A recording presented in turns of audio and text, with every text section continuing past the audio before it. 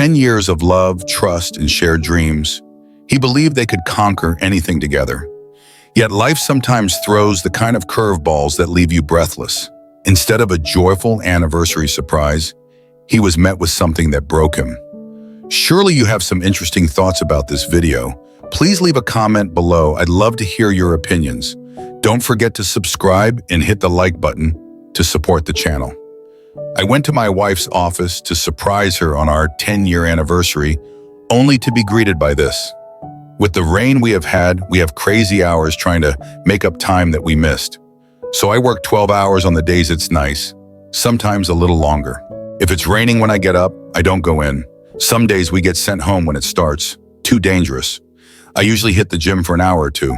Thursday, we started at 6 a.m. Mid-morning, starts to rain hard. We go home. I go to the gym as usual. I cut the workout short and head downtown to see my wife Madison, to give her flowers and make plans for dinner that night if possible. We really haven't seen much of each other this week. I went to bed around 9 p.m. She wasn't home. Called me earlier. She's working late. Not unusual for the past month. I stopped and got some flowers and went into her building about 12:30. Natalie was at the receptionist desk. I told her I got here later than I wanted and asked if she could put the flowers on Madison's desk. She said, "I don't think they went to lunch yet. Why not drop them off yourself?" She buzzed the door to get back to the offices. The place was deserted. I went to her office. The door was closed. I always walk in unless the receptionist tells me she's in a meeting. I walk in and some guy is standing behind her, nuzzling her neck. She is reaching back over his head. She is giggling only as she can, saying, "Oh, we gotta get this done." I am gut punched. I slammed the flowers down and said, "Happy anniversary," and walked out. I didn't hear what she said. Natalie said goodbye and left. Made it to the elevators and out the building. Then my phone started ringing. I bawled my eyes out all the way home. Went into the garage, pulled my camping gear out of the rafters, and took off. I drove about 2 hours to a state park. I had no idea what to do. I just had to run. I hiked a trail we have been on in the past, about a 3-hour hike. I don't drink much, so I had no booze. I just sat there thinking. Looking back, I am glad I was in a rush. Normally, I bring a .45 cal.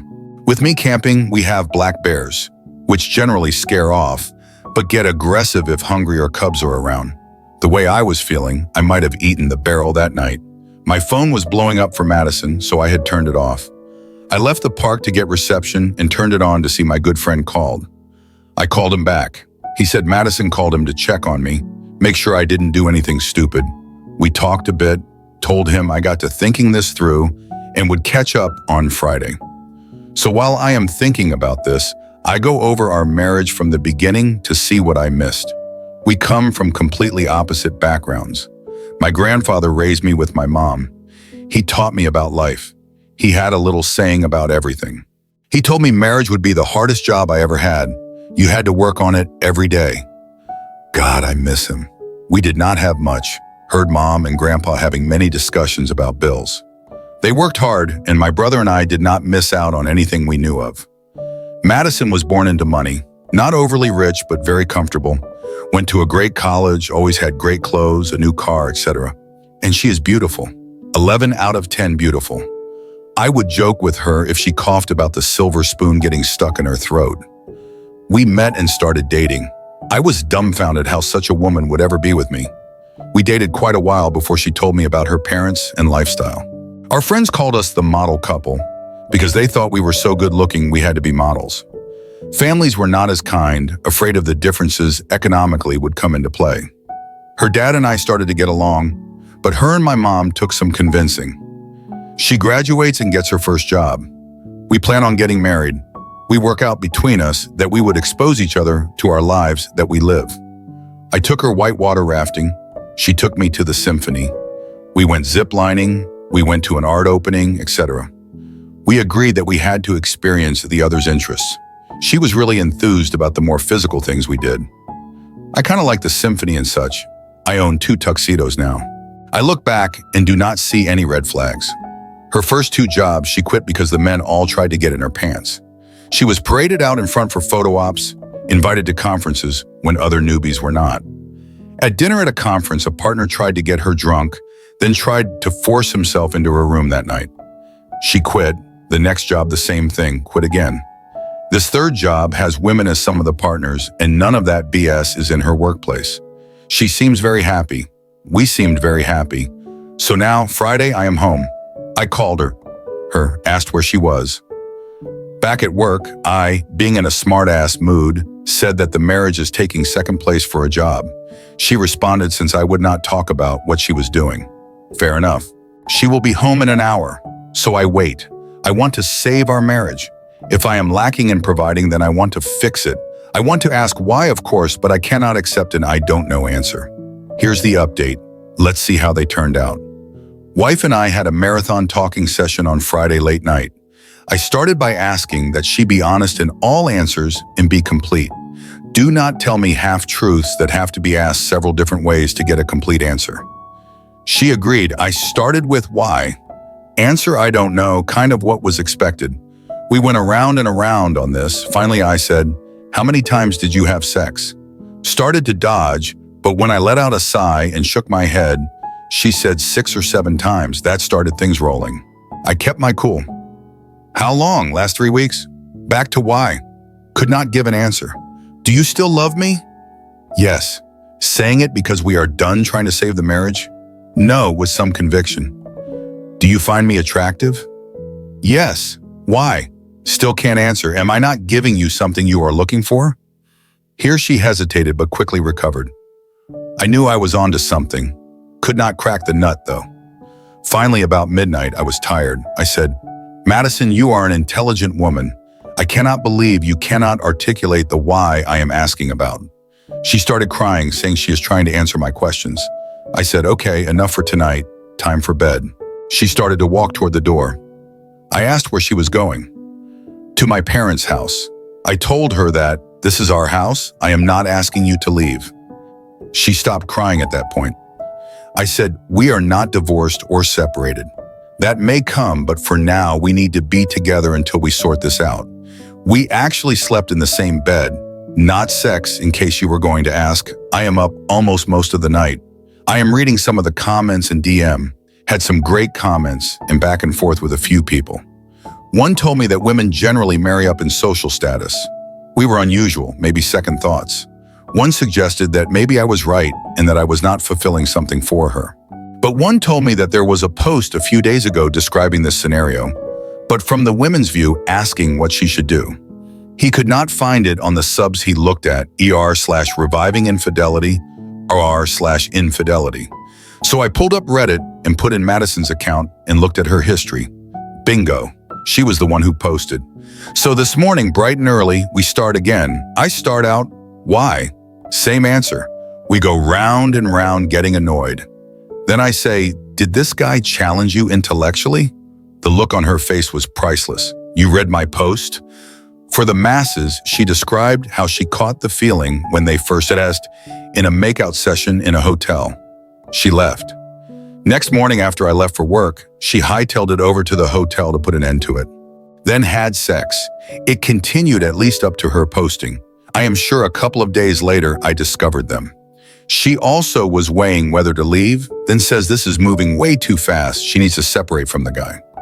So I present this to her that she thinks I am a dumb hick. No, she was attracted to him because this project they are on is his idea. She feels she is getting passed by and needs to up her game. The stimulation from this led to the attraction and the rest. Now, I don't know. I know she was sincere. Now the floodgates open, we have a great dialogue through the issue. Mid-afternoon, she wants a break. She leaves for her parents. So I am writing this update, knock on the door. Okay, gotta say I am really tired now. There stands Madison's mom. I tell her Madison is on the way to their house. She knows she wants to talk to me. She has never been to our house by herself. She has never, that I remember, talked to me privately. She says she is not here to sway me in any way. She would accept any decision I make. But she wants to tell me her story. She was married once before Madison's dad. I knew that. The man she married was the love of her life, didn't have much. She met her husband and they caught some feelings. Before they cheated, she told the first husband they were done, divorced, married a new guy. He had some money but was an up-and-coming executive. Couple years go by not happy, made a mistake. Old husband moved on and is married. She gets pregnant, has Madison, goes into depression, was actually institutionalized. 2 years later, pregnant with brother, repeat cycle. Couple years later, sister is born, repeat. No more kids, she is fixed. Everyone thought it was postpartum depression, I guess it was, but it mirrored it, her ex also expanding his family. To this day, she knows where he lives, his kids' names, etc.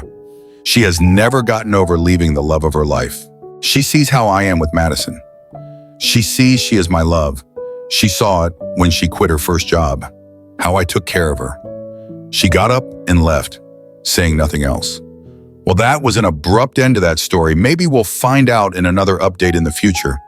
Until then, best of luck to whatever it is that you end up wanting. Moving on, the next surprise. My wife has been cheating since our first-year anniversary. Spoiler alert. Me and my wife were married in August of 2019. Things weren't easy.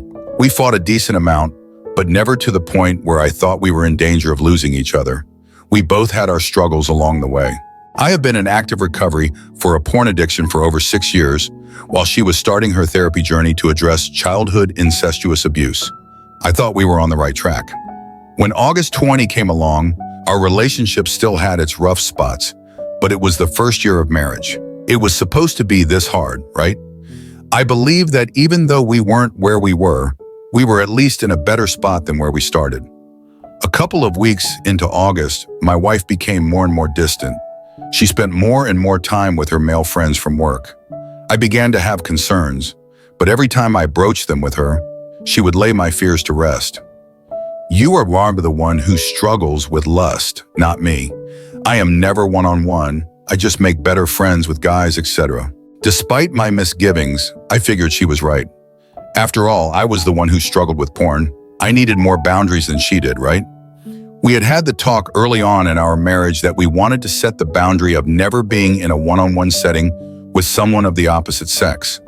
We wanted to be above reproach. While she did acknowledge this conversation, she didn't think it was necessary for her or that her struggles weren't with sex and I should be okay with her hanging out with male coworkers. After all, they are all Christian guys working at a Christian restaurant. What could happen? In mid-August, we celebrate our anniversary. During this time, we decided to go on a large group trip where we would rent an Airbnb in the Northern Peninsula. During this trip, a lot of our closest friends came with, including the guy I would come to learn she was having an affair with. During the trip was when my suspicions really ramped up. She was very distant from me and spent more and more one-on-one time with this guy, despite my misgivings. Things really came to a head when I came back one night and realized they were out alone in the lake swimming together. It had gotten to the point where even some of her other friends called her out on her behavior. Fast forward on August 30th, D-Day happened. I had been very suspicious by now, and every night when she came home, the questions of where have you been, who have you been with would ensue. I didn't think she was having an affair, but I told her that I believed she was at risk for having an affair, that no one could spend this much one-on-one time in intimate settings with someone else and not develop feelings. Anyway, on the 30th, we were leaving church and she was again acting very distant. I decided to ask her straight up, "Are you invested in this marriage?" That's when she replied, "We need to talk." She took me to a park and told me what has been happening. She told me it has been going on since the anniversary. She said she loves this guy and does not plan to stop seeing him. That was just about a month ago. During our few interactions since then, she has made it very clear she does not want back in the marriage, even if this guy wasn't in the picture. She told me that if our marriage wasn't already crumbling, that she wouldn't have gone looking. My brain knows that is bogus, but my heart still thinks it is my fault. In the meantime, she has continued to see this guy post on Instagram about how much she loves him and tell her friends about how I should have fought for her more. Something worth noting is that she is a manager at this Christian restaurant and the guy is a new hire. Apparently, her boss is aware and has chosen to forgive her, aka cover it up and go against all their values. I never thought I would get a divorce, but the choice is being made for me. Even if she did want to work on things, I'm not sure I could. I'm living with my parents right now, and this is all just too much sometimes. I still wear the ring, not ready to take it off. I know she doesn't, but still, there are times when I feel excited for the future, but other times when just doing basic tasks is too hard. I can't sleep, too many graphic dreams, and I'm just trying to get by. I do have things to keep me busy, and I do have a new job starting in October, which will be helpful, but that is where I'm at. I've found it difficult to find people who can relate. I am thankful for this community. And here's our first update. Going to see a lawyer on Tuesday. Says it should be a simple process from a logistical standpoint at least. I have gone back to seeing my therapist once a week.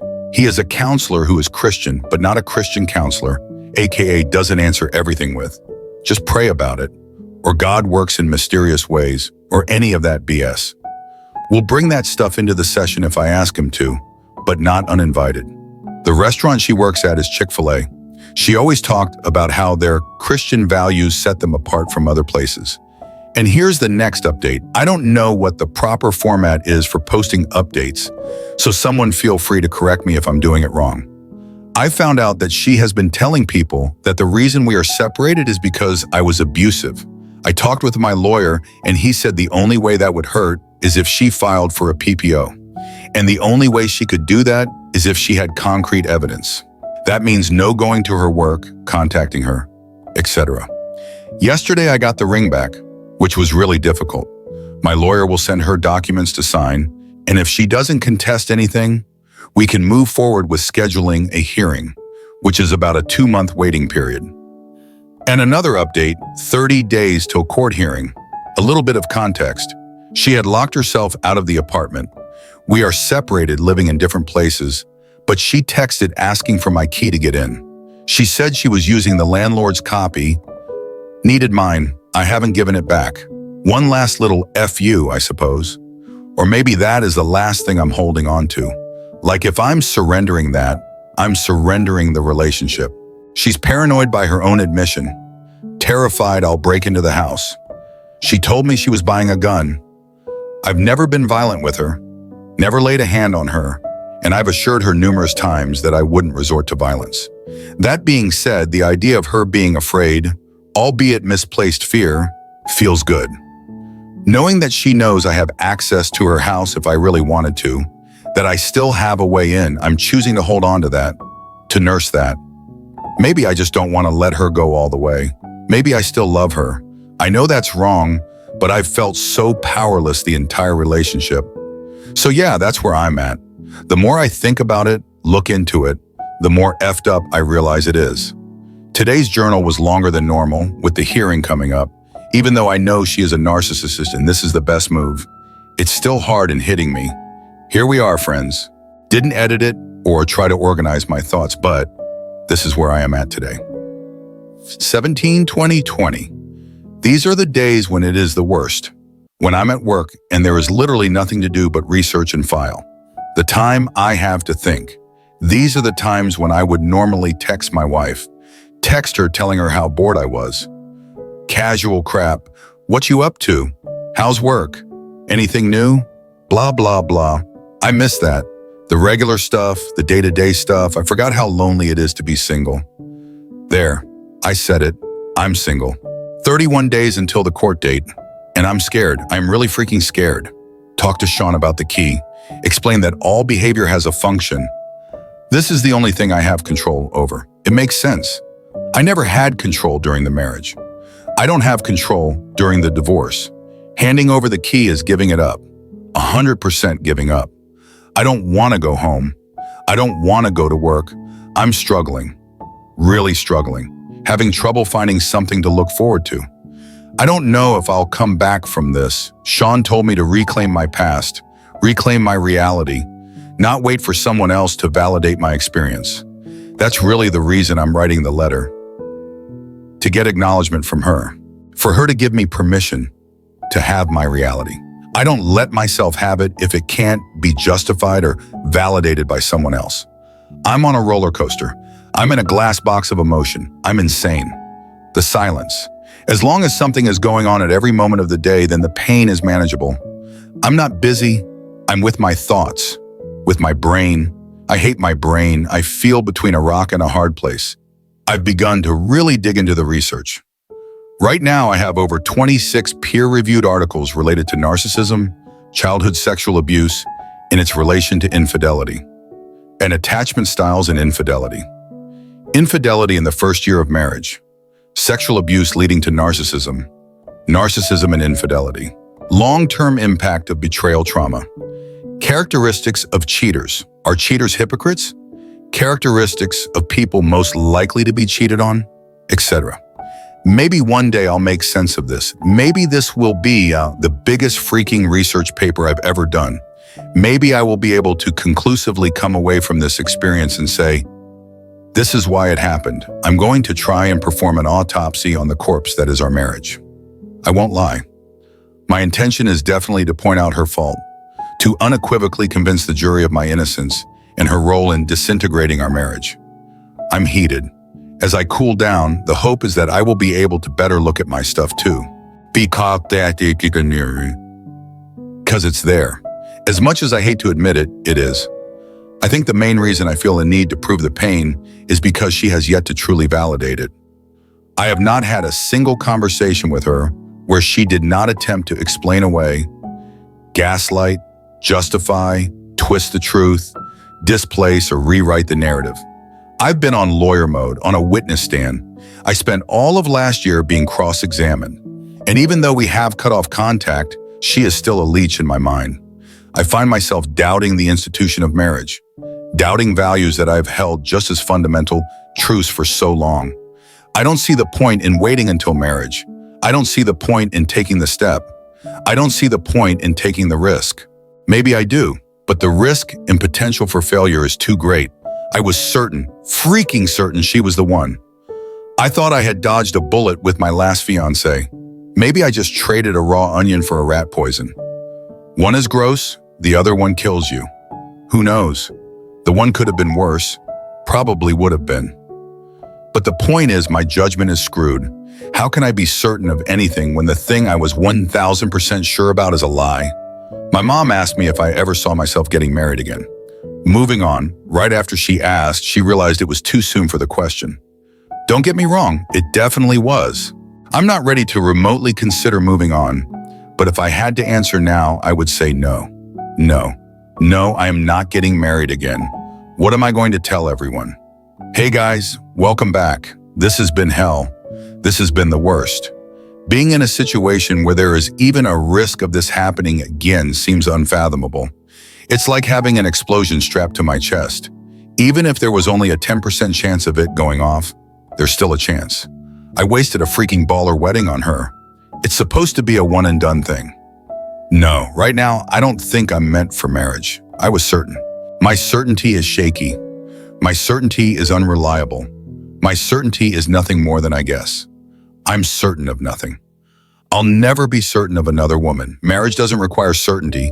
It requires faith and trust. Yeah, I freaking know. But I believed in us and trusted her so much that it surmounted to something equivalent of certainty in my mind. I trust too much.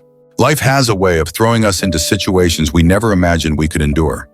Yet, it's in these moments of pain and heartbreak that we often discover the true strength within us. This story isn't just about a man facing the collapse of his marriage. It's a powerful reminder that no matter how tough life gets, we must find the courage to move forward and reclaim ourselves.